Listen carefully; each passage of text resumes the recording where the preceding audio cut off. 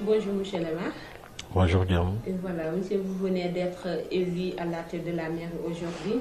Quel est votre sentiment d'aujourd'hui? Tout d'abord, vous me permettez de remercier tous les internautes et les téléspectateurs qui nous regardent à travers votre groupe de presse et de télévision, Thiès Prestige. Voilà, donc aujourd'hui, vous m'avez permis, à travers votre canevas, en tant que maire de la ville de Thiès, de pouvoir tout simplement montrer mon sentiment de redevabilité, mon sentiment de satisfaction à l'endroit de toute la population thiessoise. Parce qu'aujourd'hui, si je suis élu à la tête de la magistrature suprême de cette ville, c'est en grande partie grâce aux populations qui ont cru à mon programme, qui m'ont soutenu, voilà. Et aujourd'hui, vous m'avez donné cette initiative, cette occasion tout simplement inespérée de pouvoir les remercier. J'ai un sentiment de satisfaction, mais aussi c'est un sentiment de devoir que j'ai aujourd'hui à travers la population. Voilà. Voilà, monsieur le maire, vous n'ignorez pas que la ville de Thiès est une ville, est une grande ville et il y a beaucoup de doléances voilà, qui attendent. Qu'est-ce que vous avez prévu comme programme? Voilà, nous en fait actuellement nous sommes après les élections, déjà fait que nous sommes élus et par rapport à notre programme, on n'espère pas actuellement changer d'un iota par rapport à ce qu'on avait dit. Cela a été des promesses et c'est par le cours d'une grande analyse avec des experts qui ont eu en réalité à pouvoir tout simplement regarder exactement les différents coins et recoins, voilà, qui ont eu des problèmes. Des fois, ce sont des problèmes de santé, des fois, ce sont des problèmes liés à l'électricité, des fois, c'est lié à l'eau, des fois, même, c'est lié tout simplement au vivre. Mais aujourd'hui, nous, par rapport à notre champ de prédilection, on va se donner les moyens de pouvoir respecter ce programme-là. Parce que vous n'êtes pas sans savoir qu'aujourd'hui, au niveau de Thiès, ça commence tout simplement à se bousculer à travers la route. Vous voyez tout simplement à chaque fois, il y a des routes chaotiques au niveau de Thiès. Quand ça pleut, des fois l'eau a des problèmes pour tout simplement circuler et tout. Parce que les systèmes de canalisation ne marchent plus comme il le faut. Au niveau de l'hôpital, certainement, c'est un problème étatique avec les grèves au niveau des syndicats dans le cadre de la santé. Mais nous, on espère en réalité, par rapport aux diminués, ces gens-là qui n'ont pas la capacité de pouvoir se soigner, de pouvoir manger à leur faim, de pouvoir tout simplement les subventionner et les aider.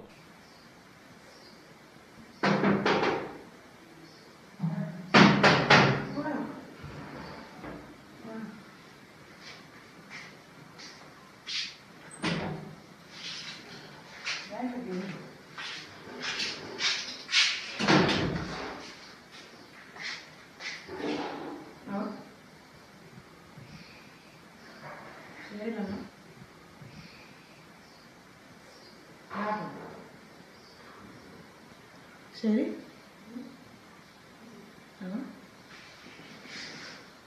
yow bul ma jaaxal examen rek jar na bi yow ñëpp xam nañ ne sonn nga jàng nga yàlla mooy maye mayu la ko mais loolu dara ñi amul gënoo leen waaw parce que xale bu ndaw nga déwén mën nga defaat am wala sa papa bu ñëwee trouver beneen solution mais am na loo xam ne booy def man dañ may jaaxal yaa ma teree xëy heure bi mosoo ma fekk maa ngi toog di la xaar seen ci war nga am ak ñaar waaw bàyyi nañu def yow tamit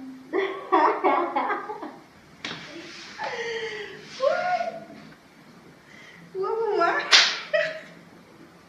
ini buat apa itu? Ini teh amna, teh mu, amna. xale bi li nga dindi ci man tey waaye awil Ini teh mu fana. Bagi Islam, avec masih bien. Wow. Dernière question, monsieur le maire. Qu'est-ce que vous avez prévu comme programme concernant le marché central de Thiès et les chemins de fer? Voilà, donc je serai bref par rapport tout simplement à ces deux questions-là. D'abord, par rapport au niveau du marché central, vous connaissez que tout simplement le marché central, à travers l'époque, c'est un marché qui date de l'histoire, qui marque une certaine historicité au niveau de Thiès. Et en tout cas, permettez-moi en réalité de vous assurer, Parce que nous avons constaté après une étude bien définie au niveau tout simplement des lieux qu'il y a une occupation exagérée de la place publique. Certainement, il y a des marchands ambulants qui passent et tout, qui essaient tout simplement de par leur gagne-pain, de se battre et tout. Mais en réalité, aussi, il faut savoir que un marché, c'est une institution. Une institution, c'est à nous aujourd'hui qui sommes au niveau de la magistrature suprême de la ville de pouvoir l'organiser, de faire que tout simplement les passagers pourront passer sans problème, les clients pourront venir acheter leurs marchandises sans problème et même les marchands pourront tout simplement faire tourner leur commerce sans pour autant avoir de problème. Donc nous aujourd'hui, nous comptons nous impliquer dans ce cadre-là et on espère aussi tout simplement, comme on l'avait promis dans notre programme, à aller à la baisse des patentes. Parce que nous savons que c'est des populations peut-être des fois diminuées qui essaient de gagner leur pain. On va les aider par rapport aux patentes. Maintenant, à la question du chemin de fer, on est en train de discuter avec l'État parce que vous n'êtes pas sans savoir que c'est un peu dans le champ tout simplement de prédilection de l'État. Nous sommes en train tout simplement dans une certaine discussion pour voir comment on pourra ne serait-ce recruter le maximum de Thiessois possible dans cette entreprise-là. Voilà, parce que c'est une entreprise qui avait joué un grand rôle autrefois et ce rôle-là, tout simplement, on peut en réalité le faire revivre au niveau de Thiès. Voilà, monsieur le maire, on vous remercie. Merci beaucoup à vous. De nous avoir accueillis ici chez vous. Merci. Et bonne continuation. Merci beaucoup, Diam. Ça a été un plaisir. Le plaisir. Merci beaucoup.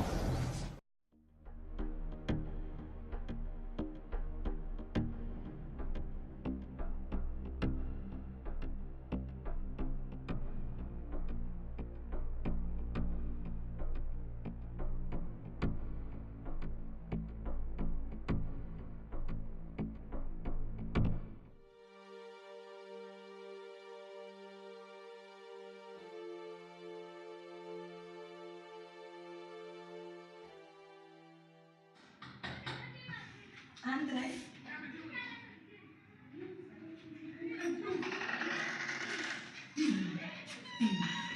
waa tey bi nga ma may desay gis ko loolu def bi la ak lan nii waa féeri nag ay sama féeri bopp laa jënd de nga mën a lay sax xam nga ma jaaxle yaay waaw ma nga naan de dama dugg si di sama jabar bi ma ma bopp yaa bu ma jël ki ma ma jël ki ma la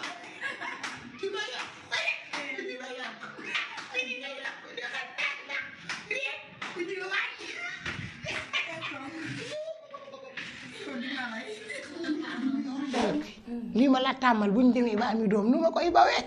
dara cee nekk. ah. boobaa ci biir néeg bi lañ koy defee. maa ngi muy lëmbal dina yéeme de.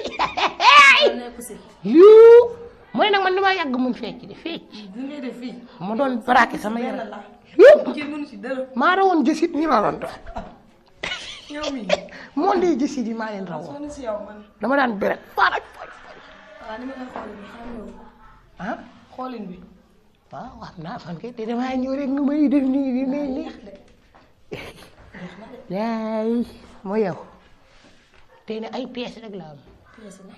ay fanweer fukki dërëm. ainsi de suite ainsi de suite. waaw andi rek. ndax waddul sax. wadd. damay làmbu daju ma dara si. fu mu war a wadd. war xaalis kenn nga xeebi. lu war. damay bëgg a joon nit. indiwoo dara. tey de andiwuma dara. waaw demal ba suba. ah. demal ba suba sama bopp day métti. man kay gis naa ko mais bàyyil ma toog ba ay 5 heures tey def ma dara diw ma fenn. damay tëdd nelaw sama bopp bi mooy métti demal ba suba nga ñëw te versement tey ba bu suba bi na nga ko boole. loolu amul benn problème. waaw li ñu maa bëgg ñu tëdd waaye sax ndax man tey diw ma fenn moo sonn. yow mën nga ba suba nag danga ba complet di nga gis nga danga dëgër bopp te man sama bopp bi dafay métti. kon ma dem. ba suba incha allah te versement tey bi. ak bu suba na nga ko boole. amul benn problème. tey sax fii dama ko fomp. foo fomp yow. ma kaa fomp ba mu set fii. léegi. yow nga fi daan eh yow jugal nga dem ba suba man dama bëgg a nelaw yow lay def ni ah yow watiir nga yoram nit. jugal nga dem ba suba bala nga ceeb nag di nga ma fi énervé fii. déet bul énervé amul waaw kon dama ba suba. à plus. à plus. à plus. ah. ba suba bu dugal gi kenn dañu ko. moom laa lay wax. waaw.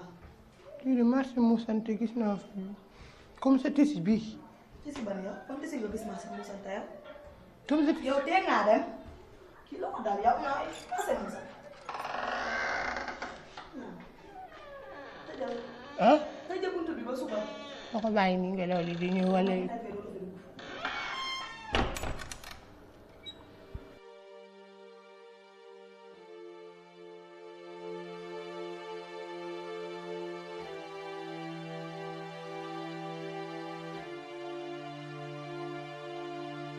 non tey moom dama kontaan quoi sérieusement non dama gën a kontaan parce que man xam nga maa fii man dama laa xam je savais que ni tu allais réussir ton bac mais c'était sûr et certain parce que mais tu as l'étoffe de ton père tamit ah. moom naan bi. sa yaay nag sa yaay jàpp na bien yow mais xoolal wuy moom moo la boosté moo la topp gis daw des fois ma nekk ci biir néeg bi dégg ko muy xuloo yow sa biir néeg ay jàngoo topp sa ay WhatsApp ak quelque chose comme ça naan ko bàyyi xale bi rusloo woo ma mais moom aussi en fait elle le faisait juste voilà pour te conforter pour te pousser voilà d'ailleurs loolu moo la gën a poussé na la ko avec la machine. waaw na xam nga yow yaa ni ma woon bu ma amee bac dama yóbbu ma def voyage après nga jënd ma voiture. te maman nee na voiture bi kenn du ko jënd. voiture moom bokk si wax naa la ko. man maa ngi jënd waaw yow yaay jënd waaye kii boo ko yow jëndee. wax yow c'est-à-dire yow lépp yow lan ngay dem sa yaay nan ko dama la jëndal voiture. non defal naa yow man ak yow vous savez que nous avons nos secrets de papa à fille waxtaan nañ ci ba pare je suis d'accord et je suis d'avis bu paree nga ni on va aller mag yow ngay am jusqu'à l'agence nga wax voiture bi nga bëgg a jël ma jëndal la ko. kon naa ko faaw bu ma ko waxee rek. xanaa jeex na mais il faut mettre ton permis à point dama ne. tu conduis doucement bu bëgg ci benn tokki doomu xam nga bañ xëy ñu woo ma ni ma dugg nga ci caniveau yi. Papa moom ça moom t'inquiète surtout pas. dama ne voiture moom bokk ci. kon baax waaye kaay nag ma wax la gis nga bac bi lan moo ci gën a neex tey teel a wàcc bi. maa la wax loolu. teel a wàcc bi sa papa teel a wàcc tey jii. waaw lu rëy la ci man. yow kii moom xam nga kii moom ay mbiram man dama ko dul sàggane et aujourd'hui xam nga benn affaire il y a 2 rendez-vous ma amoon dama ko sursoir ma amoon envie gis sama yaay. maman loolu mosoo kaa am. non.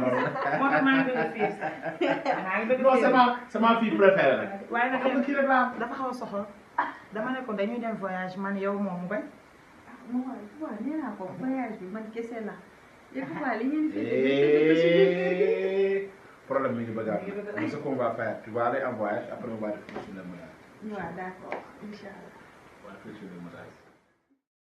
Bah Kia dama bëggoon ñu waxtaan avant ñu may dem n'est-ce pas donc du ma def loolu di la remercier parce que gis naa dernier moment yi li nga enduré lépp certes yor jëkkëru politicien mu nekk ci àll bi ci campagne yeeg yooyu donc nga nekk fii ci kër gi yow kese neexul tamit yombul du n'importe qui moo ko mën n'est-ce pas donc yaa ngi fiy toog di muñ n'est-ce pas di ma jàppale tamit ci lu bari surtout ça gis naa sa moromu femme yi ngay encouragé pour ñu jàpp leen ci élection yi sa mbokk yi nga xamante ni yaa ngi leen di woo donc loolu lépp neluma benn yoon maa ngi koy gis bu baax donc ma ni woon tey ma lay woo particulièrement di la remercier n'est-ce pas di la sant di la gërëm bu baax parce que gis naa ménage yu bari yoo xamante ni genre yu mel ni ñoo ko tas n'est-ce pas su jëkkër day absenté wu gisatoo ko déggatoo ko mais yow quel que soit alpha yaa ngi fiy toog di ma muñal donc loolu lu rëy la loo xamante ni tey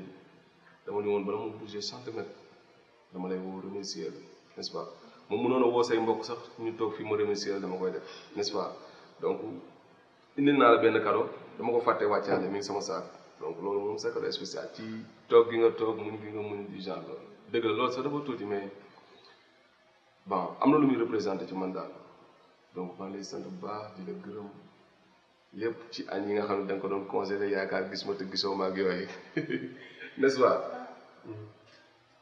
donc xale bi premièrement yow waroo maa remercier parce que si lépp looy dugg dama ca war a def te man dama la war a soutenir dama la war a jàppale sama devoir nag laa def tu es mon mari et que takkoo ma rek andi ma ci kër gi genre ma war a mën a toog déedéet sama devoir kese laa def yaa ko moom moo tax lii devoir la xam nga def nga ko ba mu mat. comme loolu waaw donc là moom damay ñëw dem nii parce que dama am benn réunion mais maa ngi teel a ñëwaat incha allah donc te en plus de ça am na beneen bonus bu ci nekk mooy damay jël un mois congé yoo xam ne du ma génn kër d' accord. yow xam nga ne loolu man mii lay neex. daal ma dem ci kàr. ok. Allez, allez au revoir. Allez, ciao, ciao.